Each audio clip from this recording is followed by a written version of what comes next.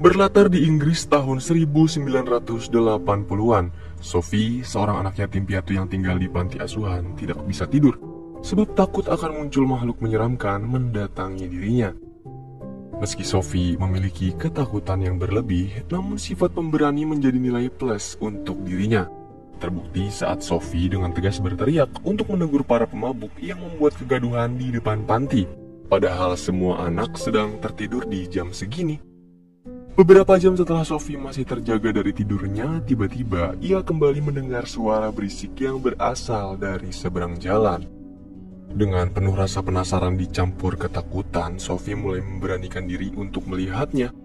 Dan betapa terkejutnya Sophie setelah ia mendapati seekor raksasa muncul dari balik bayangan gedung. Inilah yang Sophie takutkan. Raksasa tersebut menghampiri Sophie dan menculik ia dari dalam kamarnya. Tanpa ada sepatah kata pun yang dikatakan, raksasa itu bergegas membawa Sophie menghindar dari beberapa warga yang masih lalu lalang di kota dan pergi menuju ke tempat yang tidak diketahui oleh siapapun. Kini tibalah kita di Giant Country, tempat para raksasa hidup.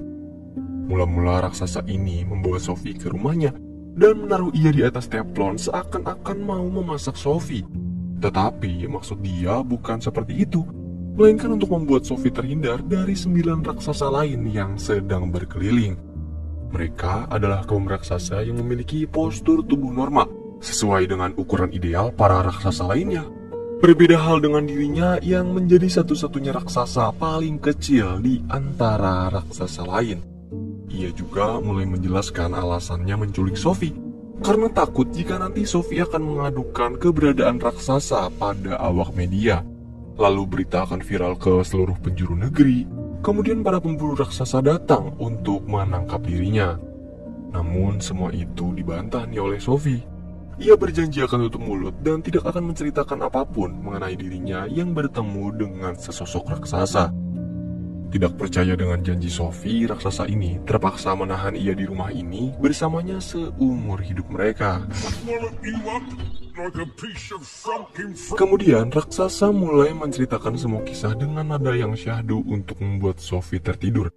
Setelah itu dia pergi ke ruang rahasia dan mengambil salah satu botol yang berisi cahaya mimpi, di mana jika cahaya mimpi ini masuk ke dalam tubuh seseorang, orang itu bisa dengan leluasa memanipulasi mimpi sesuai keinginannya. Raksasa mengambil salah satu cahaya mimpi merah. Ia menggunakannya untuk membuat mimpi buruk kepada Sophie. Dan di dalam mimpinya, Sophie berhasil kabur dari rumah raksasa. Akan tetapi, ia bertemu dengan raksasa lain yang sudah menunggu Sophie lalu menelannya dalam satu kali tegukan.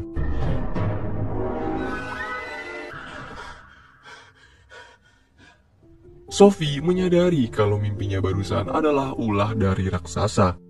Ia sengaja melakukan hal itu demi keselamatan Sophie agar tidak meninggalkan rumah. Lalu semenjak saat itu, mereka berdua mulai semakin dekat. Dan Sophie memanggilnya dengan sebutan BFG atau Big Friendly Giant. Keesokan pagi, BFG mengajak Sophie untuk minum bersama.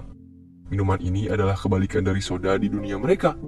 Kalau soda milik manusia gelembungnya naik ke atas, gelembung soda di minuman raksasa ini turun ke bawah cuy. Sendawa yang dihasilkan pun bergerak terbalik. Bukan yang keluar dari mulut, tetapi dari lubang lain yang ada di bawah bagian tubuh. Di waktu yang bersamaan, seekor raksasa lain masuk ke dalam rumah BFG. Ia sengaja datang ke sini karena mendengar BFG berbicara sendiri, dan juga untuk mengobati luka sehelai di jarinya. Pada momen ini, BFG bisa membuktikan bahwa semua perkataannya semalam adalah benar. Dia merupakan satu-satunya raksasa baik hati yang sama sekali tidak tertarik untuk memakan manusia. BFG sendiri bahkan mengobati salah satu kaumnya dengan senang hati.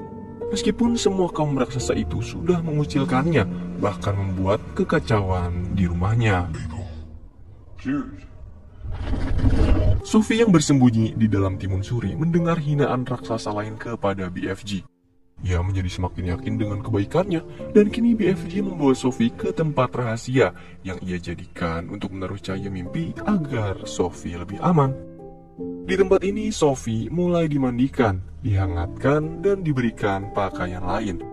Tidak lupa BFG juga menyiapkan sebuah tempat di dalam pohon agar Sophie bisa beristirahat, sebab BFG akan kembali pergi ke dunia manusia untuk menangkap mimpi. Yap, tidak ada yang menyangka termasuk para raksasa lain jika selama ini pekerjaan BFG adalah menangkap mimpi. Mendengar hal yang tidak bisa dilakukan oleh manusia manapun membuat Sophie memaksa BFG nih untuk mengajaknya. Nah, layaknya pemburu serangga, BFG hanya membawa sebuah jaring dan tas perbekalan untuk menangkap mimpi. Namun saat BFG mulai pergi dan melangkahi raksasa yang sedang tertidur, aksinya terpergok oleh salah satu dari mereka. Ia pun beralasan akan pergi ke dunia manusia. Para raksasa kemudian memperingatkan BFG untuk tidak pergi ke dunia manusia di siang bolong, karena mereka takut aksi BFG akan ketahuan dan membawa para pemburu raksasa untuk menangkap kaum mereka. Sophie yang juga hampir ketahuan berusaha sesegera mungkin berlari dan bersembunyi di salah satu mobil rongsok. Di sana Sophie melihat dengan mata kepala pundak lutut kakinya sendiri kalau ukuran BFG yang sangat jauh berbeda dengan 9 raksasa lainnya membuat ia seperti mainan yang bisa dilempar ke sana kemari.